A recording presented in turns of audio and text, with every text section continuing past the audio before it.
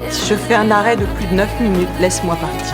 Ne me ranime pas, je veux pas vivre comme un légume. Est-ce que c'est bien compris? J'ai besoin que tu me répondes. La doctoresse Gray est allongée sur son lit d'hôpital. Ce n'est plus la médecin qui sauve des vies, mais une mère en train de vivre une difficile grossesse. En raison de la position incorrecte du bébé, les médecins décident qu'une césarienne est nécessaire immédiatement. Cependant, à ce moment précis, l'hôpital subit une panne de courant. Pas de panique, c'est juste nous. On a un groupe électrogène, le courant va revenir d'une seconde à l'autre.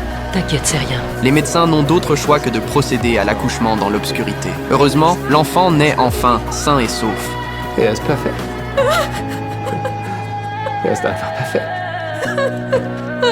Mais alors que les médecins se préparent à recoudre Gray, un autre patient fait une crise d'urgence. Le médecin n'a d'autre choix que de confier la dernière étape de la procédure au stagiaire Ross. Ça va, c'est pas grave, ton enthousiasme me plaît. Va te préparer. Merci, Connie.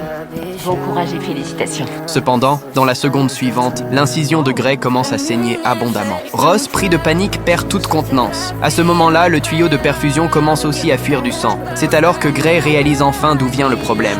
Was? Ich bin gestern auf der Treppe gestürzt, dabei wurde wahrscheinlich was in meinem Bauch verletzt. Hatten Sie Schmerzen? Ich hab Wehen gehabt.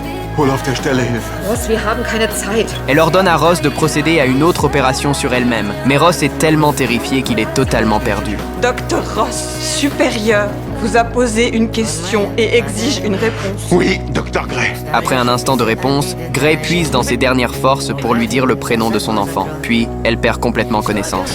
Meredith a fait une grave hémorragie splénique. J'ai enlevé la rate, mais... Oh non, Meredith.